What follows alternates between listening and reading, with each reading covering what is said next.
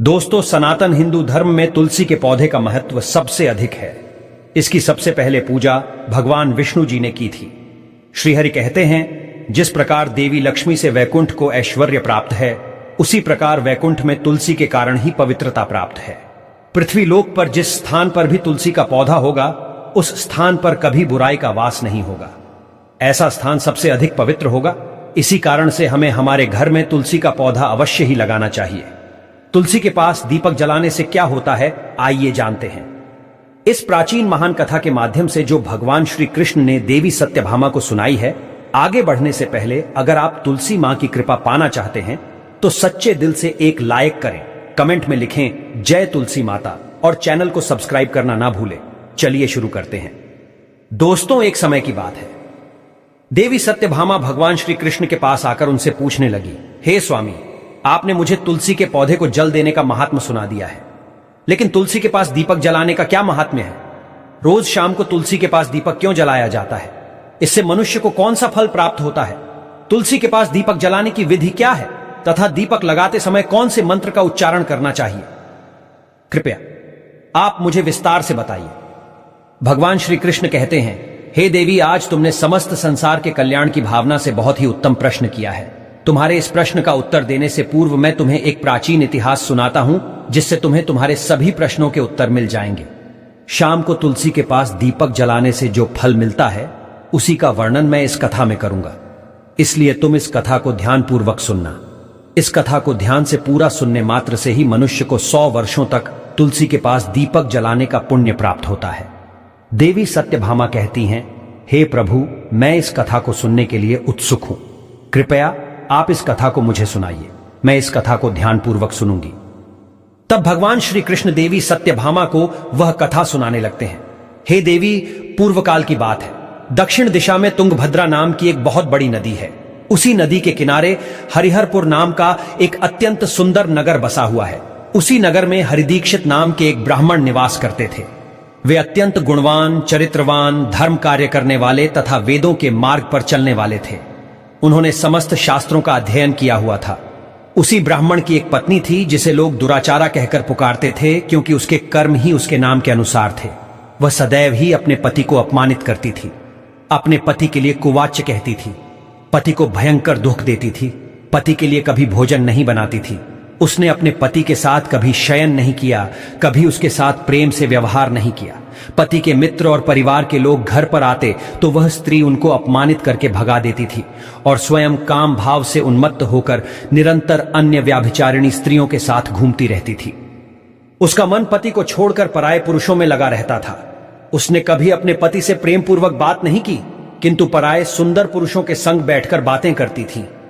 पराये पुरुषों को मोहित करने के लिए सज धज कर गांव में घूमने जाया करती थी। कभी वह वन में किसी वृक्ष के नीचे खड़ी रहकर सुंदर पुरुषों की राह देखती और किसी दुष्ट पुरुष को मोहित करके उसके संग भोग विलास किया करती थी।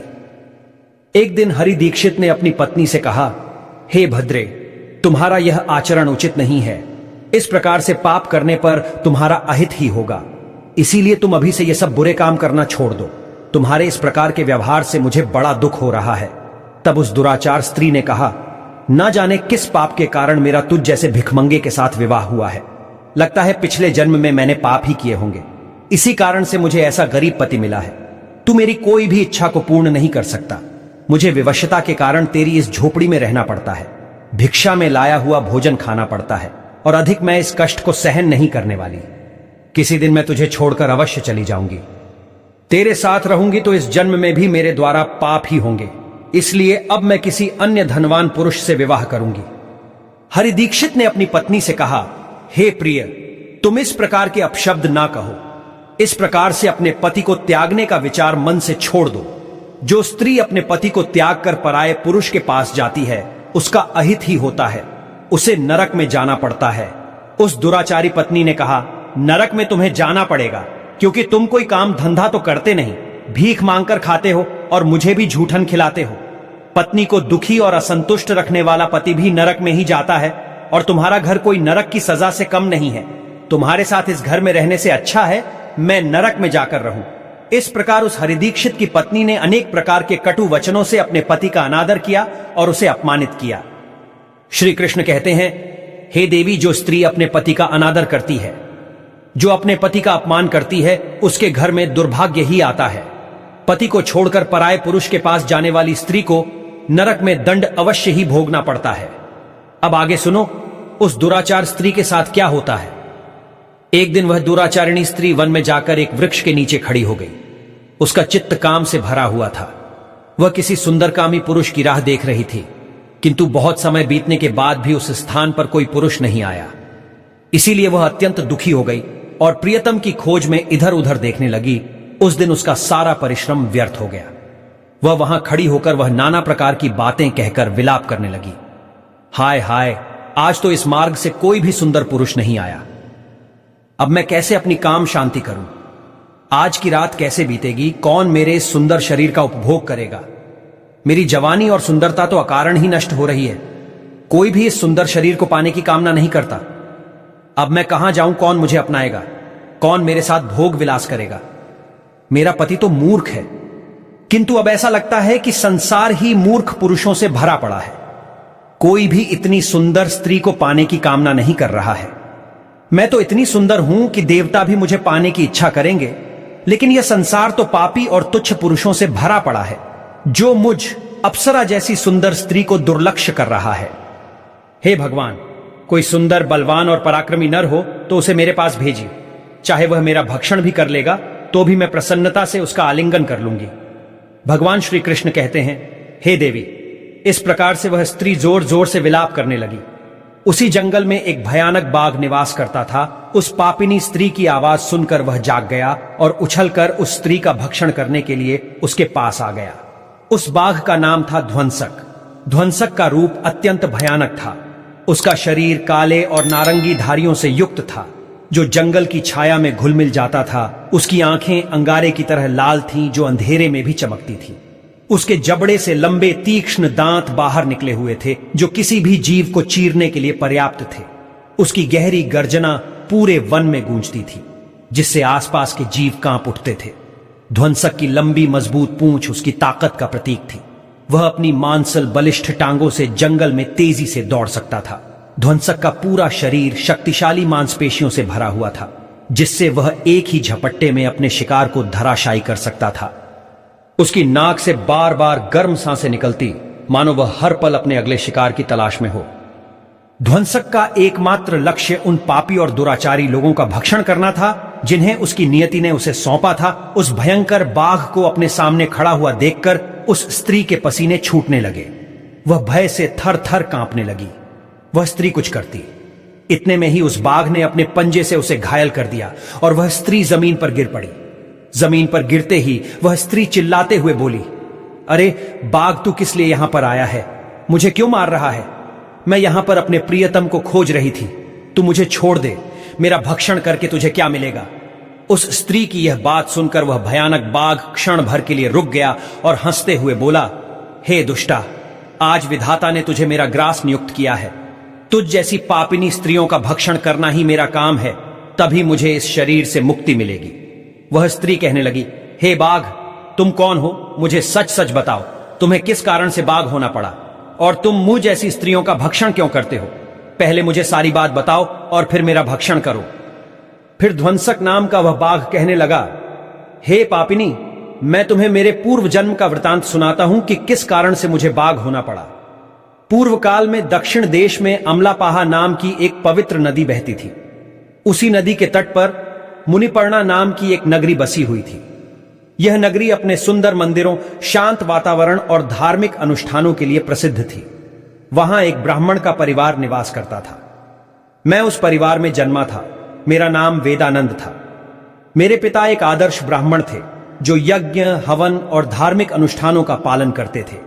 उस बाघ ने आगे कहा, हे स्त्री, मैंने अपनी किशोरावस्था में वेदों का अध्ययन किया और यज्ञ आदि धार्मिक कार्यों में पारंगत हो गया। लेकिन जैसे जैसे मैं बड़ा हुआ, मेरे मन में धन का लोभ बढ़ता गया। अनेक यज्ञों का आयोजन किया, लेकिन वे यज्ञ धार्मिक उद्देश्य से नहीं, बल्कि धन संग्रह के लिए थे। मैं उन पापियों के लिए भी यज्ञ करता था, जो धर्म से दूर थे और उनके घर का भोजन करता था। मैंने धन के लोभ में उनके अनैतिक कार्यों का समर्थन भी किया। धर्म के मार्ग से भटकते हुए मैंने उन वस्तुओं का दान भी स्वीकार किया जिन्हें ब्राह्मण को नहीं लेना चाहिए। मेरा मन इतना लोभी हो गया था कि मैं रण के बहाने दूसरों से धन लेता और फिर उसे कभी वापस नहीं करता। मैंने अनेक प्रकार के छलकपट किए और इस प्रकार पाप करते हुए कई वर्ष बीत गए। समय के साथ मेरा शरीर कमजोर हो गया, बाल सफेद हो गए, आंखें धुंधली हो गईं और मुंह के दांत गिर गए, परंतु धन का लोभ अब भी मेरे मन से नहीं गया और मैं पाप करता रहा। उस बाघ ने अपने दुहक भरे स्वर में आगे कहा, एक दिन धन के लालच में मैं फिर से नदी के किनारे गया। वहां मैंने अन्य धूर्त ब्राह्मणों के साथ मिलकर लोगों को ठगा। हम सभी ने झूठे मंत्रों का उच्चारण किया और बिना विधि विधान के ही देवी देवताओं का पूजन किया। इसका उद्देश्य केवल अधिक से अधिक धन दान में प्राप्त करना था। हमने लोगों को धर्म के नाम पर धोखा दिया। उस दिन मैंने काफी धन एकत्र किया, लेकिन उसी समय मेरे साथ एक भयानक घटना घटी। मैं उसी दिन नदी के तट पर बैठा हुआ था, तभी एक बीमार और भटकता हुआ कुत्ता मेरे पास आया। मैंने उसे दुत्कार कर भगा दिया, लेकिन वह क्रोध में आकर मेरे पैर में काट बैठा। मैं मूर्छित होकर वहीं गिर पड़ा। उसी क्षण मेरे प्राण निकल गए। मेरी मृत्यु के बाद यम के 2 दूत प्रकट हुए। वे काले और भयानक रूप वाले थे और उनके हाथों में जंजीरें थीं। उन्होंने मुझे पकड़ लिया और यमपुरी की ओर ले गए। यमपुरी में मुझे यमराज के सामने खड़ा किया गया। यमराज ने अपने दिव्य सिंहासन से चित्रगुप्त को आदेश दिया कि वे मेरे कर्मों का लेखा जोखा प्रस्तुत करें। चित्रगुप्त ने बड़े ही गंभीर स्वर में कहा, हे धर्मराज, यह ब्राह्मण जिसका नाम वेदानंद था ने अपने जीवन में घोर पाप किए हैं। इसने धर्म के नाम पर लोगों को ठगा, झूठे मंत्रों का उच्चारण कर यज्ञ किया और भगवान का अपमान किया। यह धन के लालच में धर्म से दूर हो गया। इसने कभी भी धर्म का पालन नहीं किया, इसीलिए यह पापी ब्राह्मण नरक जाने के योग्य है। फिर यमराज ने अपने दूतों को आदेश दिया, इस पापी को नरक की अग्नि में डाल दो। यह वहां जाकर अपने कर्मों का फल भोगे। इसके बाद मुझे नरक की भयंकर अग्नि में डाल दिया गया। वर्षों तक मैंने वहां की यातनाएं सहन की। मेरी आत्मा को भयंकर पीड़ा सहनी पड़ी। अनेक वर्षों की सजा के बाद मेरे पापों के कारण मुझे बाघ का शरीर प्राप्त हुआ और मैं इस दुर्गम वन में निवास करने लगा। ध्वंसक ने अपनी कहानी को समाप्त करते हुए कहा, अपने पूर्व जन्म के पापों का प्रायश्चित करते हुए मैंने संकल्प लिया कि मैं कभी भी महात्मा साधु, पुरुष या सती स्त्रियों का भक्षण नहीं करूंगा। मैं केवल उन पापियों, दुराचारियों और कुल्टा स्त्रियों का ही भक्षण करता हूं जिन्होंने अपने जीवन में अधर्म के मार्ग पर चलकर दूसरों को दुख दिया है। मुझे विश्वास है कि ऐसा करने से मुझे मेरे पापों से मुक्ति मिलेगी और मैं इस शरीर से जल्द ही मुक्त हो जाऊंगा। श्री कृष्ण कहते हैं, हे देवी, इस प्रकार से उस बाघ ने अपने पूर्व जन्म का वृतांत सुना दिया और उस स्त्री से कहने लगा, हे पापिनी, तेरे आचरण से तू उल्टा दिखाई पड़ती है। अपने पति को छोड़कर तू इस वन में अन्य पुरुषों के साथ भोग विलास करने के लिए आई है, इसलिए आज तू मेरा ग्रास अवश्य बनेगी। इतना कहकर उस बाघ ने अपने तीक्ष्ण नाखूनों से उस पापी स्त्री को मारकर उसे खा लिया और फिर वह बाघ उस स्थान से चला गया। उस स्त्री की मृत्यु के बाद उस स्थान पर यम के 2 दूत प्रकट हुए और उस पापिनी स्त्री को उठाकर संयमनीपुरी में ले गए। वहां पर उसे यमराज के सामने खड़ा किया गया। फिर चित्रगुप्त ने उस स्त्री का लेखा जोखा निकालते हुए यमराज से कहने लगे, हे धर्मराज, यह स्त्री तो अत्यंत पापिनी है। इसने घोर पाप किए हैं। इसने व्याभिचार किया है। इसने अपने पति की कभी सेवा नहीं की। अपने पति को भूल कर पराये पुरुषों के संग भोग विलास किया करती थी। उसके पापों को सुनकर यमराज अत्यंत क्रोधित हो गए और उन्होंने उस स्त्री को अग्नि से भरे हुए कुंडों में डालने का आदेश दिया। यमराज के आदेश को सुनकर वह स्त्री अत्यंत भयभीत हो गई और फिर वह दुराचार स्त्री यमराज से कहने लगी, हे धर्मराज, कृपया मुझे मेरे पापों के लिए क्षमा करें। मैंने यहां अनजाने में पाप किए हैं। कृपया मुझे प्रायश्चित का अवसर प्रदान करें। यमराज कहते हैं, हे स्त्री, तुमने जो पाप किए हैं वे निंदनीय हैं। तुम्हारे पापों के लिए कोई प्रायश्चित नहीं है। जो स्त्री अपने पति का त्याग करती है, अपने पति को छोड़कर पराये पुरुष के संग विहार करती है, उसे निश्चित ही नरक में जाना पड़ता है। इसीलिए अब तुम्हें नरक की यातनाएं भोगनी ही पड़ेगी। फिर यमराज ने अपने दूतों से कहा, हे दूतों, इस पापी स्त्री को ले जाओ और इसे भयंकर नरकों में डाल दो। यह उसी के योग्य है। फिर यम के दूत उस स्त्री को नरक में ले जाते हैं। फिर अनेक वर्षों तक उसे जलते हुए तेल के कुंड में पकाया गया। फिर उसे निकालकर रोरव नामक नरक में डाल दिया गया। इस प्रकार से उसे अनेक वर्षों तक अलग अलग नरकों में डाला गया। नरक में कष्ट भोगने के बाद वह महापापिन स्त्री पुनः पृथ्वी लोक पर आकर चांडालिनी के रूप में उत्पन्न हुई। चंडाल के घर में जन्म लेकर वह फिर से अनेक पाप करने लगी, व्यभिचार करने लगी, अनेक पापी पुरुषों के संग विहार करने लगी। फिर कुछ समय बाद पूर्व जन्म के पापों के कारण उसे कोढ़ का रोग हो गया और वह भयानक पीड़ा सहन करने लगी। उसका अंग अंग जलने लगा, उसके नेत्रों में पीड़ा होने लगी। इस दुख को सहन करती हुई वह दिन बिताने लगी। फिर एक दिन वह तीर्थ में स्नान करने के उद्देश्य से अंतपुर में चली गई। वहां पर वह एक आश्रम के बाहर निवास करने लगी। उस आश्रम में एक तुलसी का पौधा था। अन्य स्त्रियों को वहां पर तुलसी के पास दीपक जलाते हुए देखकर उस पापी स्त्री को बड़ा आश्चर्य हुआ। फिर एक दिन वहां पर निवास करने वाले एक साधु से उस स्त्री ने पूछा, हे साधु महाराज, ये कौन सा पौधा है और ये स्त्रियां इसके नीचे दीपक क्यों जला रही हैं? तब उस साधु ने कहा, हे कल्याणी, यह अत्यंत पवित्र तुलसी का पौधा है। इसके दर्शन करने मात्र से ही संकटों का नाश होता है। इस तुलसी को जल देने से देवी देवताओं की कृपा प्राप्त होती है तथा इस वकित्र पौधे के पास दीपक जलाने से समस्त पाप नष्ट होते हैं। उस साधु की बात सुनकर उस स्त्री को बड़ी प्रसन्नता हुई और उसने साधु से कहा, हे साधु महाराज, यदि कोई अत्यंत पापिनी स्त्री भी इसके पास दीपक जलाएगी तो उसके पाप नष्ट होंगे क्या? वह साधु कहते हैं, हे पुत्री, यह सत्य है। यदि किसी स्त्री ने घोर पाप भी किए हों तब भी उसके पाप नष्ट होते हैं। उसके सभी जन्मों के पाप भी तुलसी के पास दीपक जलाने से नष्ट होते हैं। किंतु हे पुत्री, तुम कौन हो और किस कारण से यह प्रश्न पूछ रही हो? वह स्त्री कहती है, हे साधु महाराज, मैं महापापिनी हूं। मैंने व्यभिचार किया है तथा अनेक प्रकार के पाप किए हैं। मेरे पापों के कारण ही मेरी ऐसी दुर्दशा हुई है। कृपया मुझे पापों से मुक्ति का उपाय बताइए। साधु कहते हैं, हे पुत्री, अब से तुम नित्य इस तुलसी के पास दीपक जलाओ, तुम्हारे समस्त पाप और दोष समाप्त हो जाएंगे। उस साधु की बात सुनकर उस पापी स्त्री ने भी वही किया। उसने तुलसी के पौधे के पास एक दीपक जला दिया। इस प्रकार से वह स्त्री नित्य उसी स्थान पर तुलसी के पास दीपक जलाने लगी। फिर एक दिन वह स्त्री शाम के समय तुलसी के पास दीपक जलाने लगी तो उसी समय उसका हृदय फटने से उसकी मृत्यु हो गई और वह वहीं जमीन पर पड़ी रही। फिर यमराज के 2 दूत उस स्त्री को यमलोक ले जाने के लिए उस स्थान पर प्रकट हुए। जैसे ही यम के दूत उस पापी स्त्री को पाश में बांधकर ले जाने लगे, भगवान विष्णु के 2 पार्षद उस स्थान पर प्रकट हुए। वे दिव्य पार्षद अत्यंत तेजस्वी और दिव्य आभा से युक्त थे। उनके शरीर से स्वर्णिम प्रकाश की किरणें निकल रही थी जो चारों ओर का अंधकार दूर कर देती थी। उनका रूप इतना मोहक और दिव्य था कि उन्हें देखकर किसी का भी मन श्रद्धा से भर जाता। उनके चेहरे पर शांत मुस्कान थी जो अपार करुणा और दया का प्रतीक थी। उनके वस्त्र रत्न जड़ित और रेशमी थे जो नीले और सुनहरे रंग में चमक रहे थे, मानो स्वयं वैकुंठ का सौंदर्य उनके व्यक्तित्व में समाया हो। उनके कानों में सुनहरे कुंडल झूल रहे थे जिनसे दिव्य संगीत की ध्वनि प्रतीत होती थी। उनके माथे पर तिलक और चमकती हुई बिंदी थी जो उनकी दिव्यता का सूचक थी। वे दोनों विशाल कद और बलिष्ठ थे। उनके हाथों में दिव्य गदा थी जो न्याय और धर्म की शक्ति का प्रतीक थी। वे उस स्त्री को अपने दिव्य स्पर्श से मुक्ति का आश्वासन देने आए थे जिससे उसके सभी पाप नष्ट हो सके और उसे स्वर्ग की यात्रा का अधिकारी बना सके। उन पार्षदों ने यमराज के दूतों को रोक लिया और कहने लगे, हे यमदूतों, इस स्त्री को तुम छोड़ दो। ये स्त्री नरक जाने के योग्य नहीं है। तुम किसके आदेश से ऐसा अधर्म कर रहे हो? फिर यम के दूत कहने लगे, हे पार्षदों, हम यमराज के आदेश से इस पापी स्त्री को उठाकर ले जा रहे हैं, किंतु आप हमें किस कारण से रोक रहे हो?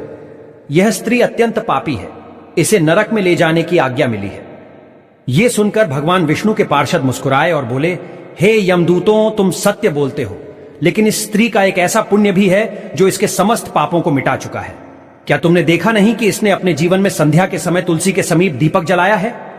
यमदूतों ने चकित होकर पूछा, हे पार्षदों, क्या केवल तुलसी के समीप दीपक जलाने से इसके समस्त पाप नष्ट हो सकते हैं? भगवान विष्णु के पार्षदों ने गहन दृष्टि से यमदूतों की ओर देखा और समझाया, तुम इस बात को नहीं समझते। यमदूतों, तुलसी भगवान विष्णु की परम प्रिय है और जो भक्त श्रद्धा और भक्ति से तुलसी के समीप दीपक जलाता है वह विष्णु की कृपा का पात्र बन जाता है। संध्या के समय दीपक जलाने का पुण्य अनंत गुणा बढ़ जाता है और यह न केवल उसके पापों को नष्ट करता है बल्कि उसे स्वर्ग का अधिकारी भी बनाता है। इस स्त्री ने सच्चे मन से तुलसी का पूजन किया और दीपक प्रज्वलित किया है, इसी कारण इसके सारे पाप जलकर राख हो चुके हैं। अब यह नरक जाने के योग्य नहीं है। यमदूतों ने अपने हाथ जोड़कर कहा, हे पार्षदों, आप सत्य कह रहे हैं। हमें इसकी भक्ति के बारे में जानकारी नहीं थी।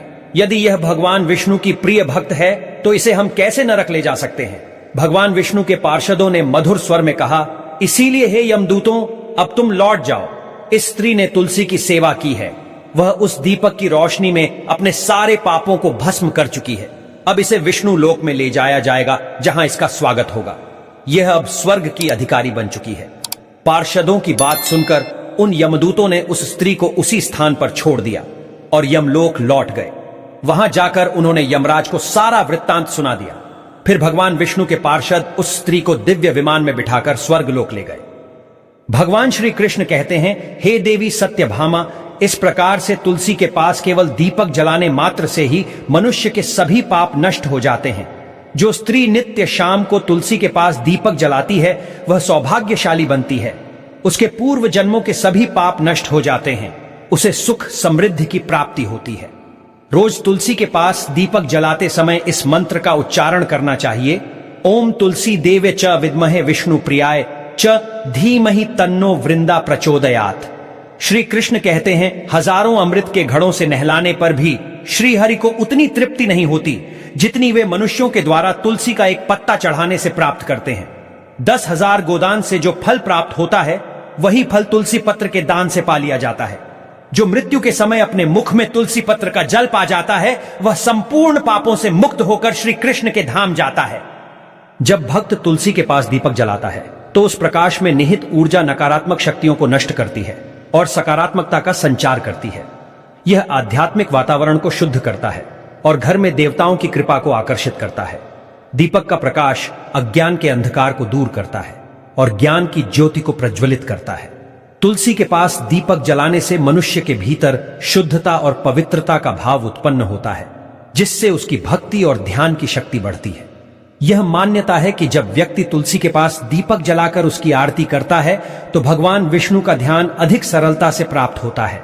यह साधक के मन को स्थिर और शांति की ओर ले जाता है, जिससे ध्यान में एकाग्रता बढ़ती है। तुलसी के पास दीपक जलाने का अनुष्ठान सूर्यास्त के समय करना अत्यंत शुभ माना जाता है। इस समय दीपक जलाकर तुलसी माता की आरती की जाती है और भगवान विष्णु का स्मरण किया जाता है। इसे करने से विशेष पुण्य प्राप्त होता है। प्रतिदिन संध्या समय में तुलसी के पास दीपक जलाते समय ओम नमो भगवते वासुदेवाय मंत्र का जाप करना चाहिए। यह मंत्र घर की नकारात्मकता को दूर करता है और भगवान विष्णु की कृपा प्राप्त करता है। तुलसी के पास घी या तिल के तेल का दीपक जलाना शुभ होता है। घी का दीपक अधिक पवित्र माना जाता है, लेकिन यदि संभव ना हो तो तिल के तेल का दीपक भी जलाया जा सकता है। तिल के तेल का दीपक नकारात्मक ऊर्जाओं को दूर करने में सहायक होता है। ऐसा कहा गया है कि जो भक्त प्रतिदिन तुलसी के पास दीपक जलाता है उसे 7 जन्मों तक पुण्य मिलता है और वह कभी भी दरिद्रता का सामना नहीं करता। उसके घर परिवार में हमेशा सुख, शांति और खुशहाली बनी रहती है। धार्मिक ग्रंथों में वर्णित है कि तुलसी के पास दीपक जलाने से पितृदोष, ग्रह दोष और काल सर्प दोष जैसी बाधाएं भी दूर हो सकती हैं। इस उपाय से घर में नकारात्मक ऊर्जा का नाश होता है, सकारात्मक ऊर्जा का संचार होता है। तुलसी के पास दीपक जलाने से आत्मा की शुद्धि होती है और यह जन्म जन्मांतर के पापों का नाश करता है। इससे आत्मा को शांति मिलती है और व्यक्ति को सद्गति प्राप्त होती है। यह भी कहा गया है कि यदि कोई व्यक्ति जीवन के अंतिम दिनों में तुलसी के पास दीपक जलाकर भगवान का स्मरण करता है तो उसे मृत्यु के बाद यमदूतों का भय नहीं रहता और उसे सीधे भगवान के धाम में स्थान मिलता है। तुलसी के पास दीपक जलाने से देवी लक्ष्मी का आशीर्वाद मिलता है, जिससे व्यक्ति के जीवन में कभी आर्थिक संकट नहीं आता और हमेशा समृद्धि का वास रहता है। तो दोस्तों, इस प्रकार से भगवान श्री कृष्ण ने तुलसी के पौधे के पास दीपक जलाने का महत्व बताया है। आपको यह कथा कैसी लगी? कृपया कमेंट करके जरूर बताएं। जानकारी अच्छी लगी तो वीडियो को लाइक जरूर करें